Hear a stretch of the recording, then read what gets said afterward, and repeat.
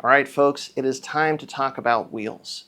We've had to pick new wheels for a couple of our cars here recently. We've got some decent questions about wheels of late, and it seems like it's time to talk about picking different wheels, what to look for, what the criteria should be, and look at some of the cars or some of the race cars that we've had to put new wheels on, and talk about how we landed on the wheels that we did. Now, if you're just going and making a simple change, just from appearance. I mean, wheels are almost one of the very first things that a lot of us think of when we're going to modify a car or personalize a car, because it can change the look of the car so much, can change the performance in the car, certainly. But if you're just wanting to make a small, subtle change, like as an example, you're not changing the size or the offset of the wheel, you just want a different looking wheel. If you want to change it just strictly from appearance, that's the easiest one to pick because you know the size, you know all the details that you need to know, and there's plenty of sites out there that you can put in your car and say, I want the OEM fitment wheel, and it'll give you all the ones that are options, and then you just pick the one that you like the looks of, and there you go. Now, weight would be a factor there if possible, but if you just want a wheel that looks a certain way, sometimes you just kind of are married to the wheel and it just weighs what it weighs. For our cars, for our applications, in a couple of instances, well, the performance of the wheel was the factor. So there, offset is a part of it, but really it's size and weight and strength. What is going to work for our application? Like strength for a rally wheel, that's really, really important. How do you measure, or how do you decide which wheel is going to give you the best performance? Is it going to meet those criteria the best? And where it gets really challenging is if you're going really outside of the box. Like this is an 18 by 10 inch wheel that we put on our Pikes Peak car. That's really big, and a lot of times you cannot find a prescribed fitment necessarily for something that's that much bigger than the factory wheel. So how do you decide if that's going to fit or not? So that's what we're going to dive into. We're going to look at a couple different examples here, and hopefully this will help you, give you some good criteria if you're trying to pick a new wheel for your car as well. So with all that being said, let's head to the back, let's dive into it. All right, so on the Pikes Peak car, ever since we stepped up to the Roger Clark 365mm Alcon brakes, we had to step up to 18-inch wheels. Since then, we've been running Enkei RCT5s pretty much exclusively. This is a motorsports wheel, so we know that it's really strong, and it's designed to have a lot of caliper clearance, which is great because these Alcon calipers are pretty darn big. Originally, what we were running was this wheel, which is an 18 by 9.5 with a 38mm offset. And this fit the car, and it worked well, but we can only run a Hoosier, a 245 Hoosier on this wheel, and we wanted to try and step up to the 275 Hoosiers. So that's when we got these wheels, which is an 18 by 10. So this RCT5 is an 18 by 10 with a 45mm offset. That lets us run the 275 Hoosiers, but it turns out that when we put this wheel on the car, that 45mm offset pushed too much of the wheel inboard. We were actually rubbing on the suspension, rubbing on the coilovers. So we had to put a wheel spacer back in just to get these wheels to clear, because really what we needed was a lower offset, but it wasn't available in the size at the time that we ordered them. That, first and foremost, is one of the things you got to look for, is the offset of the wheel, which is basically where the hub sits relevant to basically the mating surface of the wheel and the center line of the wheel. You have to look at clearance on the inside. You have to look at clearance for the brake calipers. We'll get a close-up here, but there's a ton of space between the spokes and the caliper here, which is exactly what we needed with this big brake kit. But you've got to get a wheel that's designed to have that. Now, the driver, Scott, liked these 275 Hoosiers so much that for this year, for 2025, we realized we need a second set of these 18 by 10s. We were actually contacted by Taz from Weds Wheels, and he's like, hey, you should check out our TC105X wheel. It's very similar to the Enkeis, very strong, light, and so that's what we ended up going with, is this TC105X, which is also an 18 by 10, but this wheel has a 35mm offset. Now, this wheel, because the offset is different, basically the mating surface of the wheel is pushed in more to the center, we don't have to run the wheel spacer. So not only does this wheel fit a little bit better, it's also about 2 pounds lighter compared to our RCT5s, but it's still a very strong wheel. Now, for us running Pikes Peak, because we're going really fast, got big brakes, we're running sticky tires, the brakes are going to be putting a lot of tension through the wheels.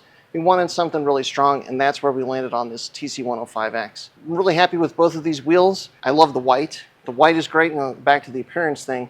That's why we actually ran up the mountain in the white wheels this time. But being 2 pounds of wheel lighter, that's not insignificant because it's rotating mass. And if you're trying to find a wheel for a racing purpose, a track day wheel, time attack wheel, that sort of thing, weight plays a big factor. Generally, the rough rule of thumb is you want the wheel to weigh about 1 pound per inch in diameter. So an 18-inch wheel, if you can get something that weighs about 18 pounds, that's great. If it's maybe a pound or two heavier, it's not the worst, that's okay, but you don't want to go too much over that. These are basically flow-formed wheels. It's a cast center that, in the barrel, is stretched. Both the Weds wheel and the Inky wheels are made with the same kind of process. You've probably heard a lot about forged wheels.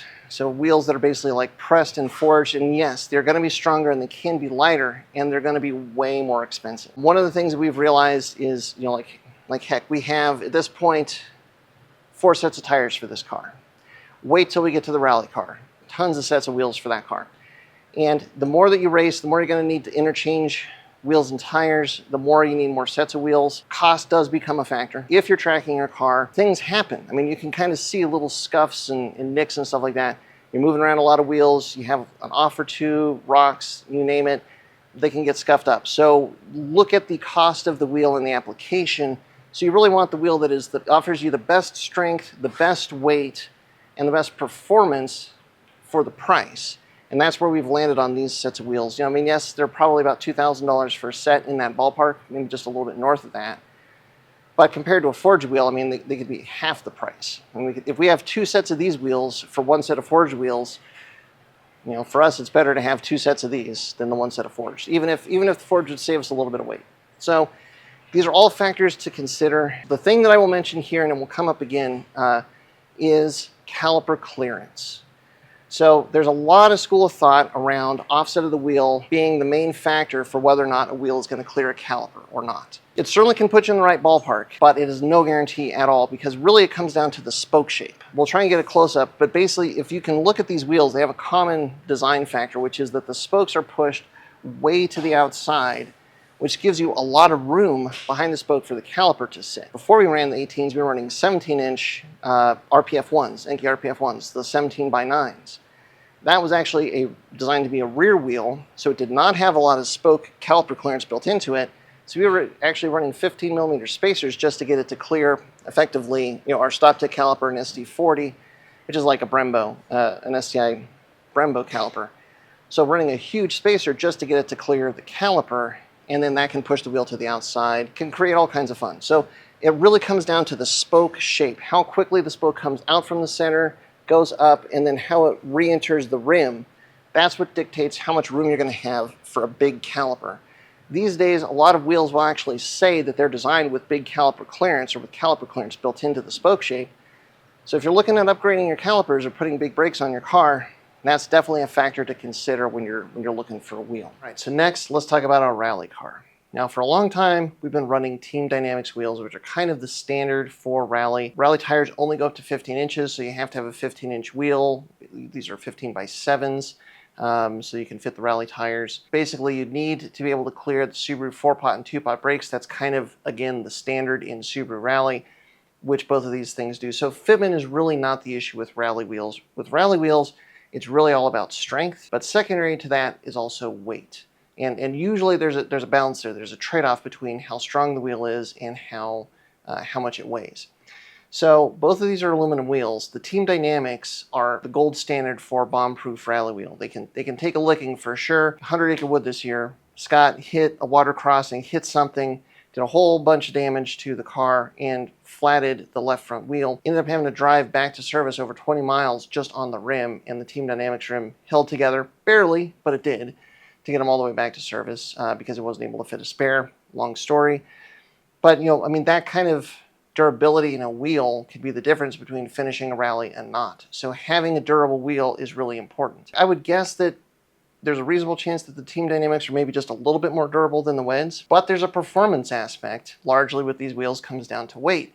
And the difference in weight between the Wed rally wheel and the Team Dynamics rally wheel is crazy. When we were talking to Weds about the wheels for the Pikes Peak car, they mentioned, hey, we have these competition rally wheels too that are, these are used in competition rally in Japan. This is not just a 15-inch wheel that happens to fit on a Subaru. This is a competition designed wheel that's used over in Japan, and we wanted to give them a try, and the weight difference is staggering. It's about 5 pounds difference between these two. This is a 12-pound wheel.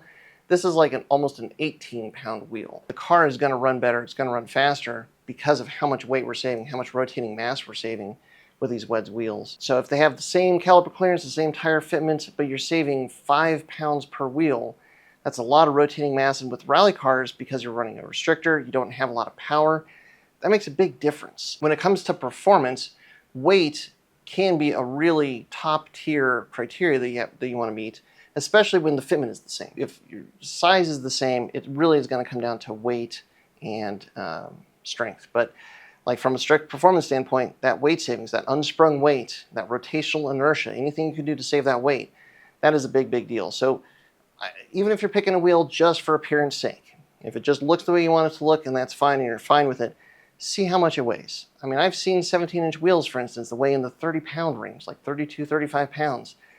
If your stock wheel weighs 22 and you're putting on a 35-pound wheel, like you're going to have a negative impact on performance. Would you feel it? Maybe, maybe not, but like it's like, especially as you start pushing the car, it's there, and you might actually feel the difference when you put on the lighter wheel. We've been really happy with these Weds wheels. We've only run them at Rally Colorado now, but we had no issues with the wheels. They held together, and Rally Colorado is a very punishing rally. For example, we DNF'd. A lot of cars DNF'd this year, but no issues with the wheels. They held together great. We're really looking forward to mounting up some new tires and taking them out to the next event here.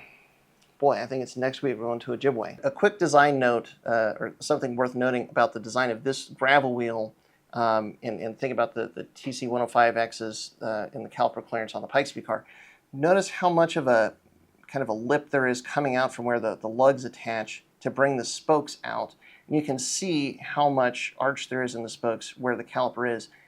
That's how these 15-inch wheels can clear the Subaru 4-pot brakes, because it's a 4-piston caliper. It sticks out a fair amount, and it is not as common for a 15-inch wheel to clear those brakes.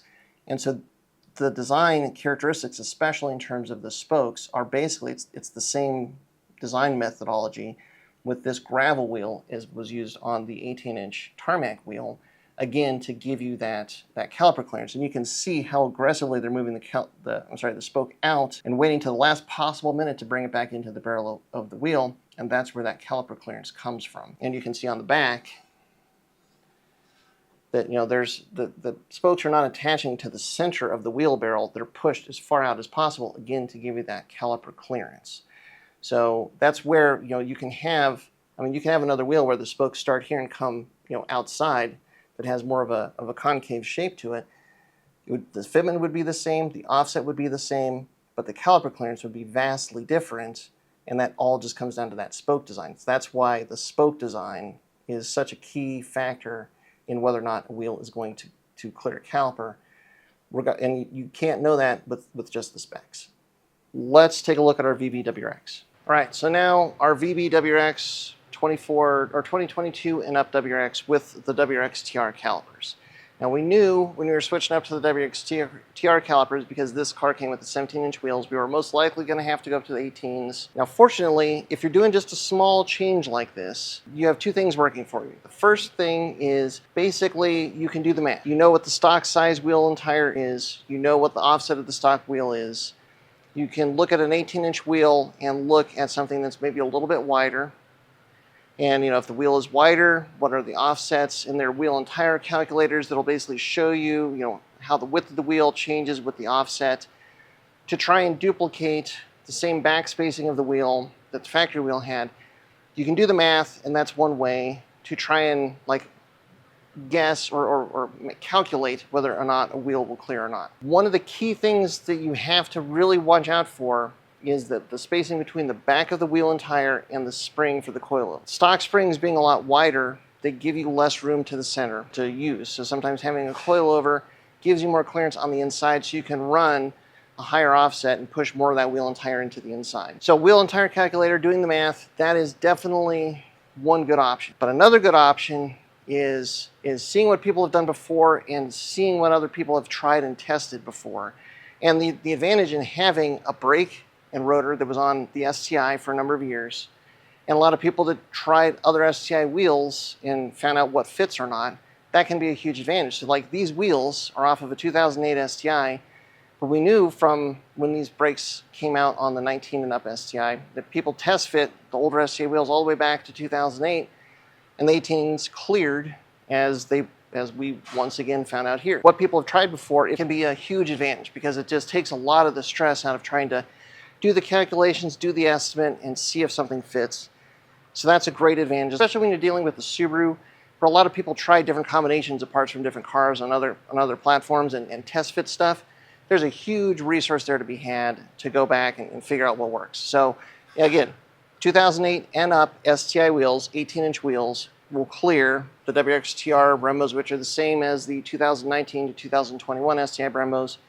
The 6 pistons using the 340mm rotor, which is great. Ultimately, the very best way to know if a wheel and tire package is going to fit is to actually test fit it. This is why these sites that have, you know, all this library, this catalog of all these wheels that they've test fit on cars it's a really huge resource. And so, of course, when we got our WRX in, or actually the first WRX we were taking a look at, well, we just happened to have some 18-inch wheels that were from the Pikes Peak car, and we were like, well, do those fit? Well, so let's do that. Let's test fit a wheel. Let's see what that looks like and what you would look for and what would be kind of like the positive signs and what would be the indicators that, hey, this might not work.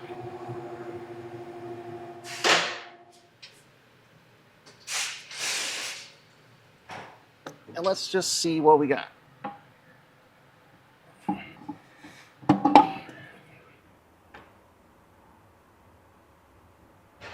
All right, so when you're test fitting a wheel, there's a number of things to look for. Here are the top things first and foremost. So get the wheel flush with the rotor so everything is flat.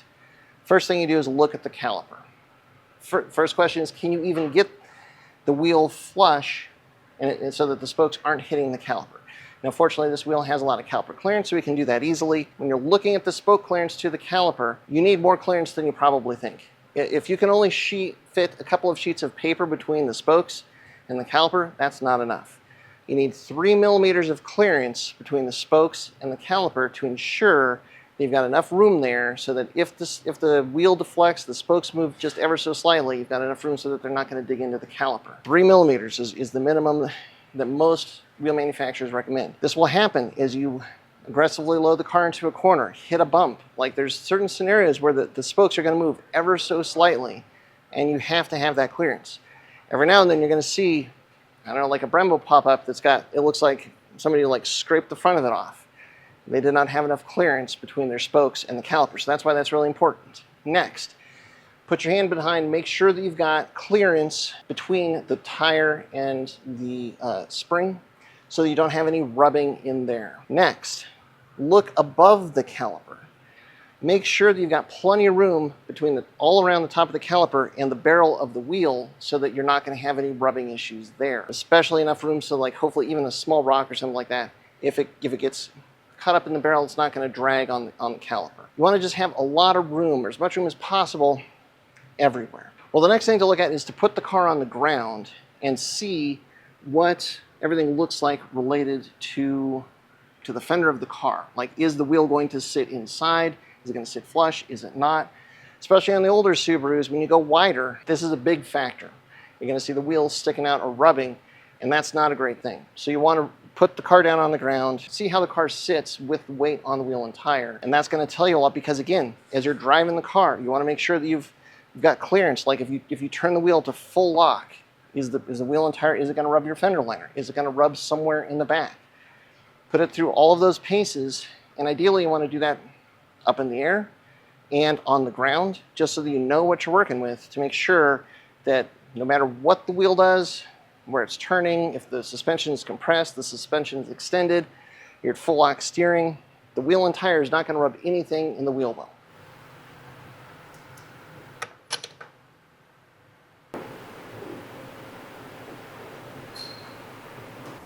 As the car sits right now, I would say this wheel and tire package would fit. Looks a little bit funny, but here we are. And remember, with the suspension that we have on this car, it's raised an inch. So there's an extra inch of clearance here compared to what stock would be.